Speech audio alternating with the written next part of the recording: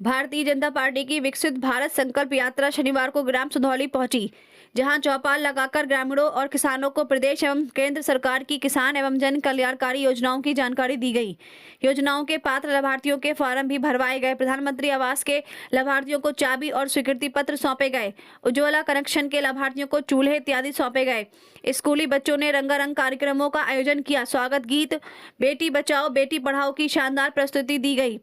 सांसद संतोष गंगवार ने क्षेत्र के लोगों को जन कल्याणकारी योजनाओं के बारे में बताया।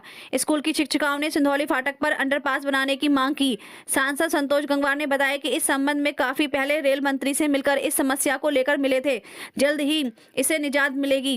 क्षेत्रीय विधायक डॉक्टर डीसी वर्मा ने कहा कि लोकसभा चुनाव में मीरगंज हमेशा मीर रहता है, जैसा कि मीरगंज का नाम भी मीर से शुरू है और मीर का मतलब अव्वल होता है। इसलिए आगामी लोकसभा के चुनाव में संतोष गंगवार को 9वीं बार सांसद बनाना।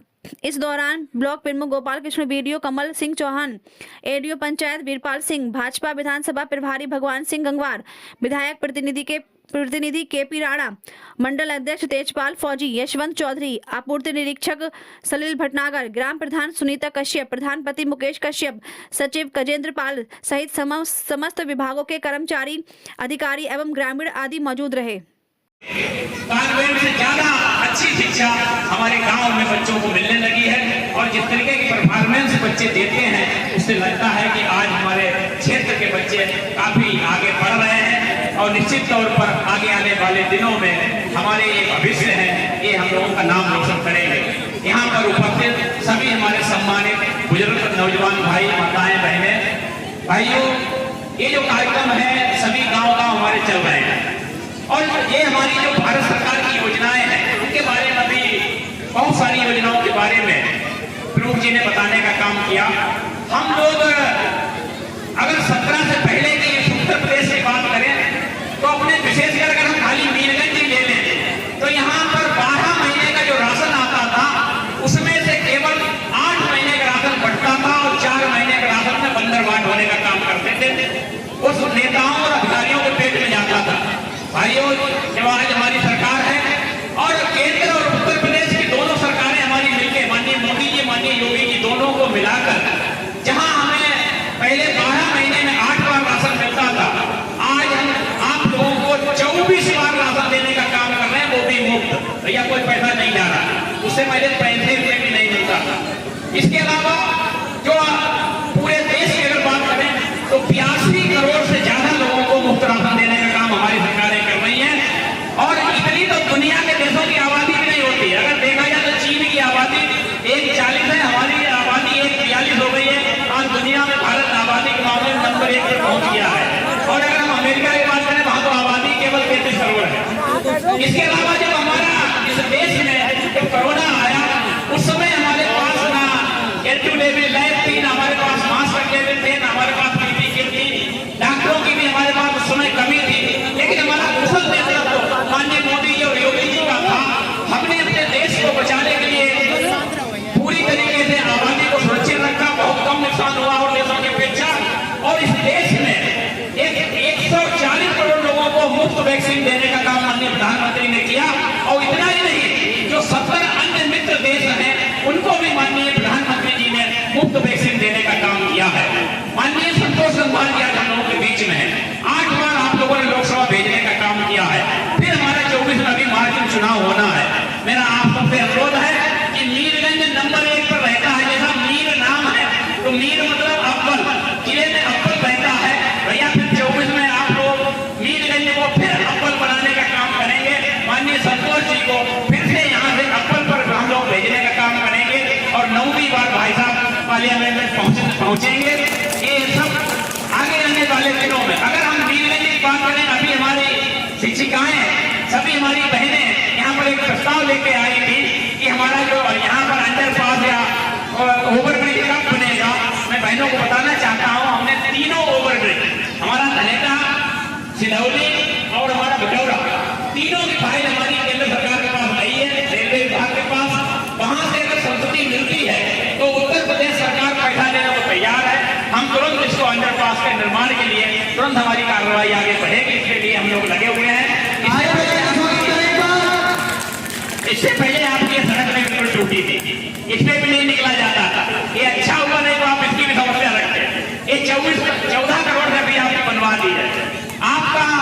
जो इंटर कॉलेज बन रहा है कस्तूरबा में, इसको जुलाई से कक्षाएं हम शुरू करा देंगे। और ये यही नहीं, आजादी के 70 साल में इस मीरगंज विधानसभा में एक इंटर कॉलेज नहीं था। आज हमने 10 नए इंटर कॉलेज 6 साल में देने का काम किया है। 2017 के बाद 10 नए इंटर कॉलेज देने का काम किया है। इसमें हमारे 6 इंटर कॉलेजों में क्लास शुरू हो गए हैं, 4 इंटर कॉलेजों में जुलाई से शुरू करा देंगे। इसमें आपका सिलौली भी है, फतेहगंज और हमारा चिटौली का है और सीसगढ़ का, इनके क्लासेज इस बार जुलाई शुरू करा देंगे। एक और आपके यहाँ काम है ITI का। लगातार कुछ विपक्षी लोग कहते थे कि ITI का नहीं होगा।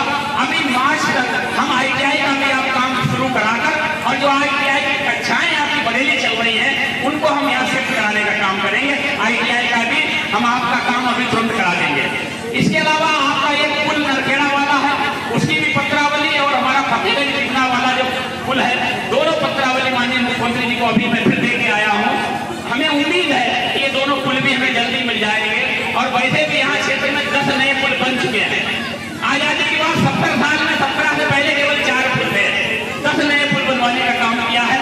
बिजली घर केवल 2 थे आपके, एक मीरगंज फतेहगंज। अब हमारे 10 नए बिजली घर आ गए हैं, कुल अब 15 बिजली घर हमारे हो जाएंगे। इसके अलावा हमारे अन्य जो कार्य थे वो भी सब हो चुके हैं। कहीं अगर आपकी मोटरसाइकिल और गाड़ी कहीं भी जाती है, आप मुझे बताने का काम करें। कहीं भी अगर संपर्क मार्ग रह गया है उसको आप मुझे बताएं। पैसे की हमारे पास कोई कमी नहीं है।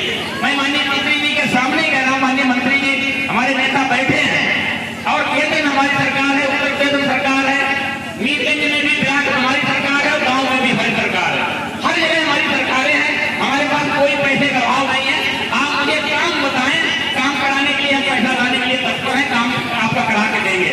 भाई इन्हीं शब्दों के साथ आप सब लोग लंबे समय यहाँ पर बैठे हैं।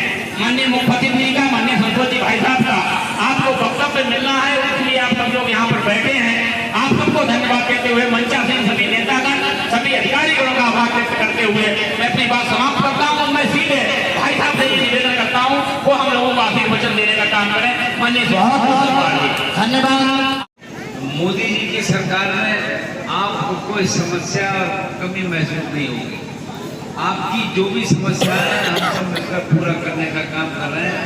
जैसा कि अभी माननीय विधायक जी बता रहे थे और कुछ जानकारी माननीय प्रमुख जी ने दी, हम जवाबदेही के साथ काम करते हैं और इसीलिए पार्टी ने तय किया है कि हम हर स्थान पर जाएं और आप सरकार से क्या चाहते हैं और हम लोग आपके लिए क्या कर रहे हैं इसकी जानकारी आपको दें। परिवर्तन जो हो रहा है बहुत तेजी से हो रहा है और हर प्रकार से काम हम आगे बढ़ने का काम कर रहे हैं, ये सब आपको जानकारी है।